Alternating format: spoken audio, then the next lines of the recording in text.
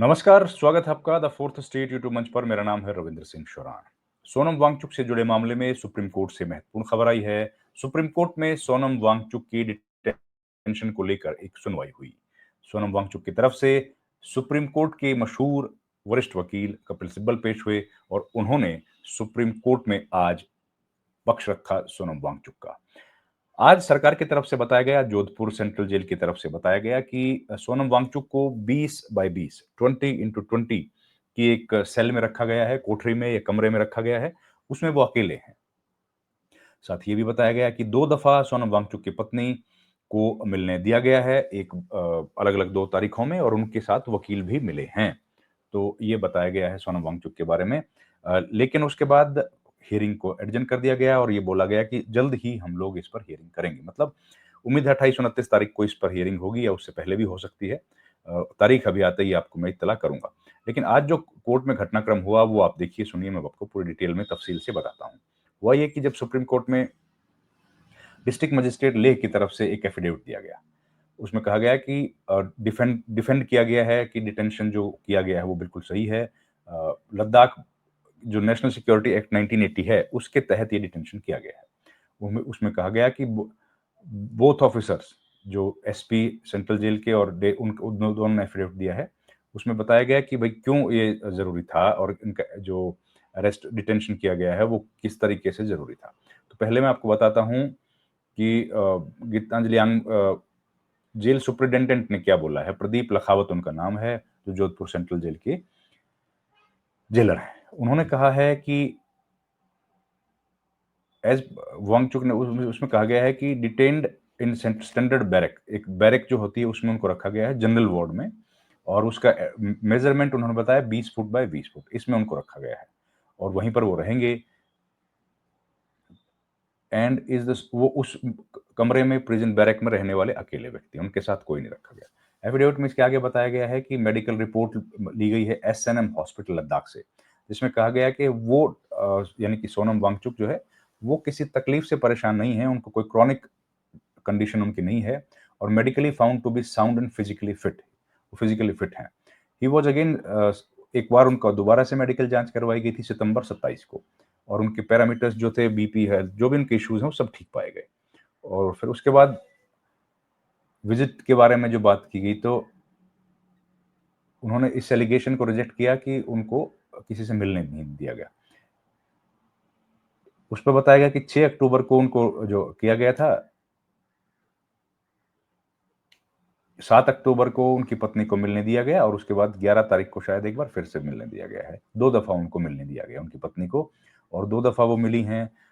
एक बार तो petitioner herself along with the another council सर्वम रितम खरे, उनके एओआर जो उनके साथ मिली हैं 7 अक्टूबर को। 6 तारीख को सुप्रीम कोर्ट में ये मामला आया था, 7 तारीख को वो मिली हैं।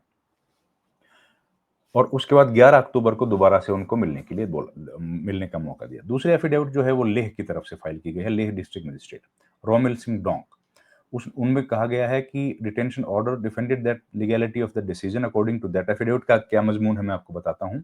लॉफुली डिटेन किया गया है लॉफुल अथॉरिटी ने, after arriving at a subjective satisfaction on the circumstances that prevailed where Shri Sonam Wangchuk had been indulging in activities prejudicial to the security of the state, maintenance of public order, special essential to the community. मतलब उनको वो लगातार इस तरह की घटनाओं में involve थे, इसलिए उनको अरेस्ट किया गया, डिटेन किया गया है। ये कहना है रोमिल सिंह डोंक का, जो कि लेह के डिस्ट्रिक्ट मजिस्ट्रेट हैं। और डिस्ट्रिक्ट मजिस्ट्रेट ने यह भी कहा है कि कॉन्स्टिट्यूशनल स्टेटूटरी रिक्वायरमेंट्स वर मेट, सारी जो रिक्वायरमेंट थी उनको पूरा किया गया है।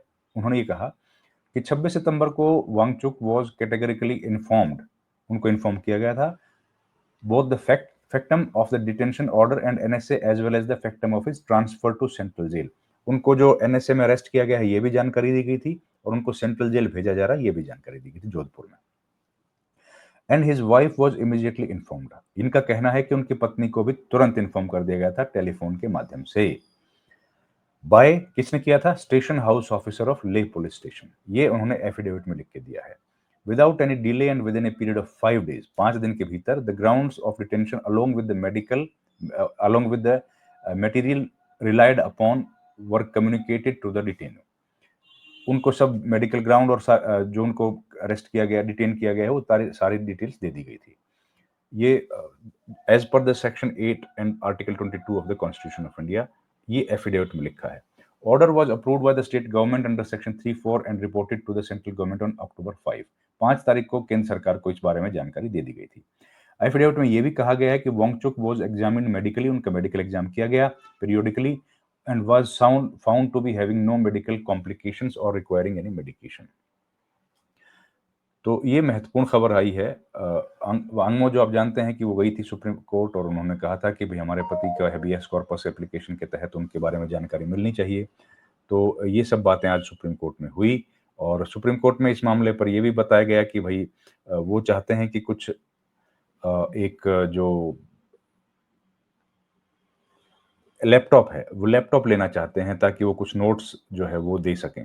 तो उस पर सुप्रीम कोर्ट में कहा गया है कि सुप्रीम कोर्ट ने उसके लिए कहा है कि आप दे सकते हैं नोट्स जो है वो दिए जा सकते हैं।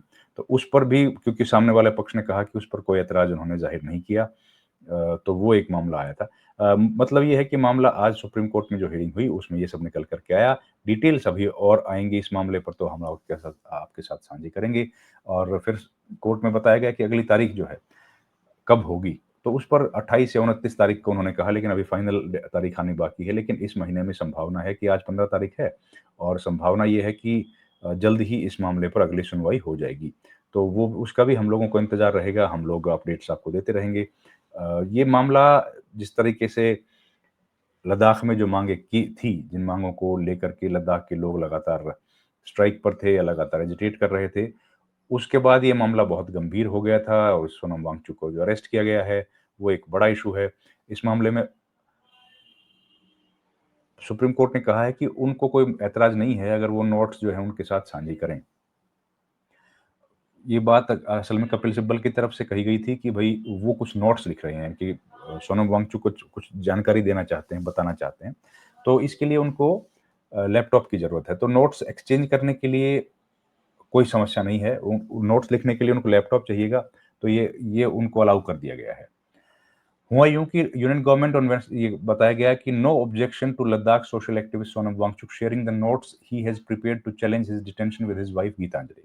Taking note of the submission, the court adjourned his petition filed by Geetanjali Angmo challenging Wangchuk detention under the NSA till October 29. अक्टूबर 29 तक ये मामला लंबित हो गया, मतलब अगली हियरिंग 29 तारीख को होगी।